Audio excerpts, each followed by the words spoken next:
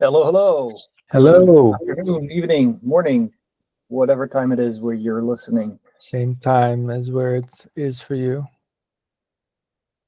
Yes, yes. I was speaking to the audience, but yes, I realize that we are more or less in the same region. My How are you bad. doing? Good. So you seem to be in high spirits. Quite, quite. There's some progress to report on, which is that the master branch is not completely finished, but it's very very close to launchable. So the things that are missing are failing tests that assume old parameters, and since we've changed parameters, those tests now broke. And so we need to go in and figure out what was the test about and fix the test and do that a couple of times. That's the big blocker for relaunch. Um, it would be nice to have a few more UTXO redemption claims in the Genesis block, um, but that is up to users who owned coins on the old chain to do, and we're not waiting for them, which is to say, if they send us their UTXO redemption claim before relaunch, it will be part of the Genesis block. And if they send it to us after relaunch, then we will send it to them as a regular transaction. And can you tell us something about how many you've received? It's on the website. I think we've received two external UTXO redemption claims and one internal UTXO redemption claim pertaining to the donation fund. There is a donation address on the documentation, and yeah, it would be a shame for those donations to go to waste.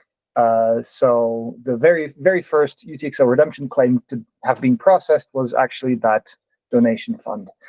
But besides that, there were two successful UTXO redemption claims, and I know that a bunch of folks are having technical issues preventing them from making progress, and so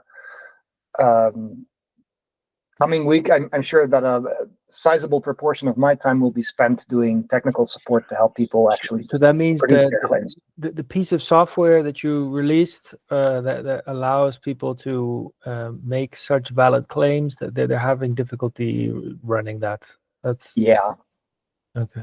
all sorts of issues, and I guess the instructions could also be a lot clearer. I made a very short list of very dense instructions, and then someone else expanded that, and I thought, holy crap, there's so much in this text to expand it to, that I stuff that I was taking for granted, but after reading that community tutorial, I realized that this is actually kind of difficult. And yeah, so the good thing is that community tutorial is also on the website now. Um, and the Cool. bad news is that this guy probably didn't run into all the issues that someone else might run into. And so it'll be fixing as you go. So be Okay. it. Yeah, that's understandable. Okay. And so the other features that you guys decided to squeeze in, those have been squeezed in, and it's just a matter of fixing some failing tests. Correct. Yeah. So we did make use of the opportunity provided by a reboot to change some things that would otherwise be very difficult to change, like the compression of transaction inputs. They are 10% of the space now compared to previous, Nice. which is great. Then there were a few minor things in relation to how guessers are rewarded, but the big thing, the big feature, the controversial one is of course the change in the proof of work mechanism. So previously, the proof of work mechanism guessing consisted of you sample a nonce, you test the block hash against the target, which is derived from the difficulty. Those two steps. If the block hash is larger than the target, then you continue to the next iteration. Can we dumb down those two steps? Sure. Sample a nonce. So the nonce is 40 bytes in the block header that the guesser can set to their choosing. And after you set the nonce, the question is, now do you have a valid block? Where valid means not just does it obey the rules, but also do you have a good proof of work? And the way you test the second thing, do you have a good proof of work, is you compare the hash of the block against a target, which is an integer that regulates how difficult it is to sample good nonces. The target is inversely related to the difficulty, and so the difficulty you can think of as an estimate for the number of guesses that it took to produce a block. And then there's a way you translate this into an integer so that you can compare the hash of the block to something. What is sampling referred to here? Sampling of the nonce. Well, you sample it at random, or you take the previous nonce and you increment it by 1, or you try something smarter. I'm not sure if something smarter exists, but who knows? The point is, these 40 bytes are entirely up to you. Mm-hmm. And so however you populate them, now you have a new candidate, candidate block that you need to test for proof of work. Okay. That was the old mechanism, which, by the way, resembles Bitcoin mining very closely.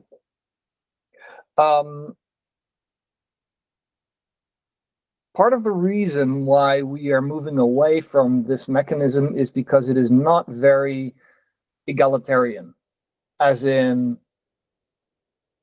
it behaves differently when it's being done on consumer hardware owned by typical users from when it is being done on specialized hardware owned by industrial mining firms. Let me pause you for 1 second. Does this have anything to do with the bug, the original bug? Nope, zero.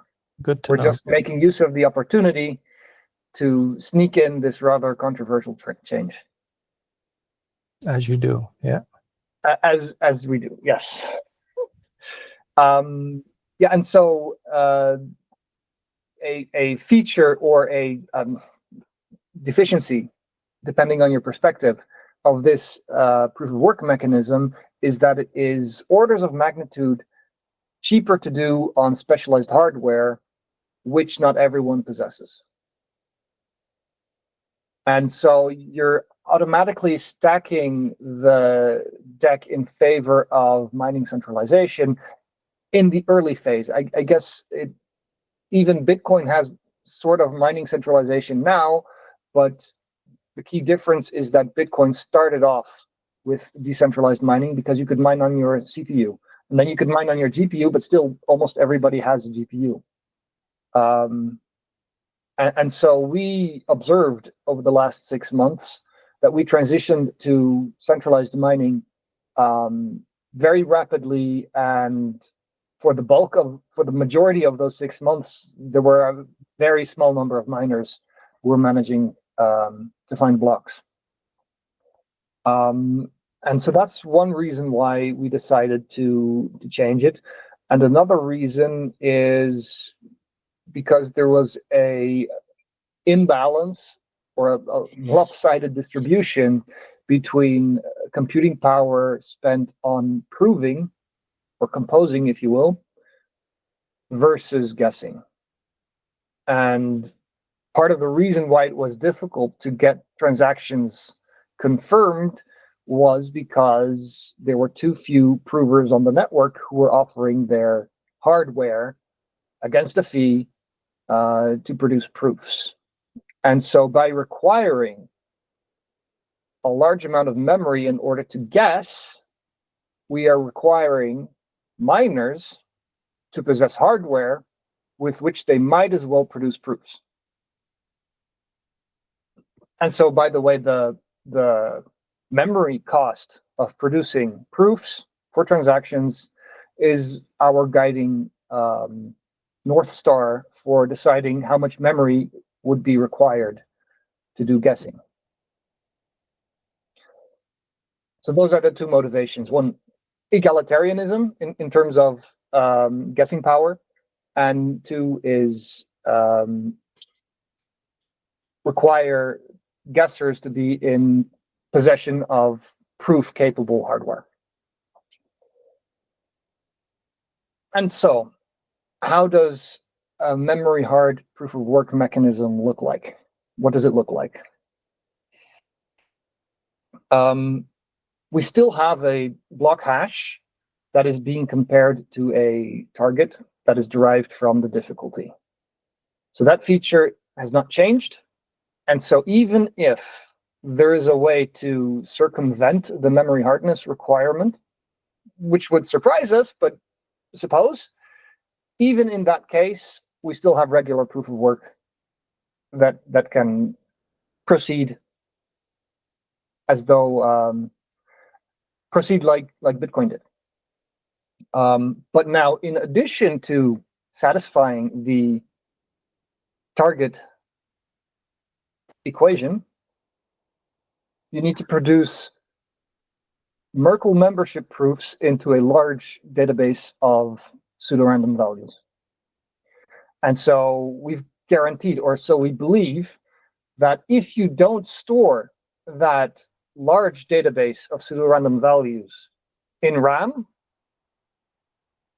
then you will pay by hashing a lot more. And so if you store half the memory, you will need to hash more than twice or twice as much. I don't think we can mathematically guarantee that you will have to hash more than twice, but we don't know of any trade-off where you would be hashing only twice as much.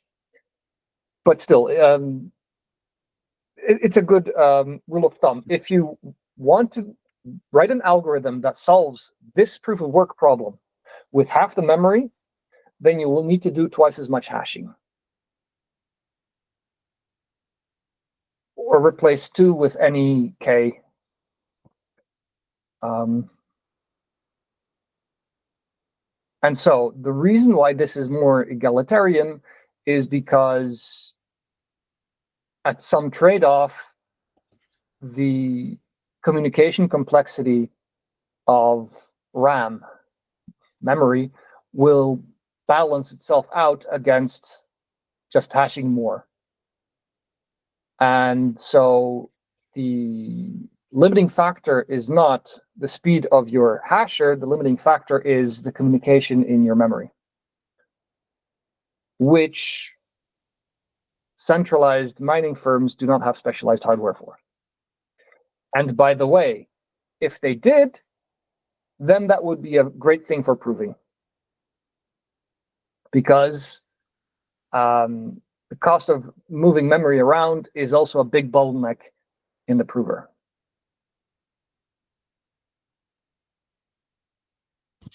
Okay. I think this warrants getting into more, but I'm a bit time constrained today, so maybe we move that to the next session. But it seems maybe we can just end with one question, and that's like how this was manifesting as a problem because you saw that people were not getting their transactions approved. Is that the main reason, the main thing you saw? People were having difficulty getting their transactions approved, and we had a range of ways to address that. And so this was just one extra factor that was in play.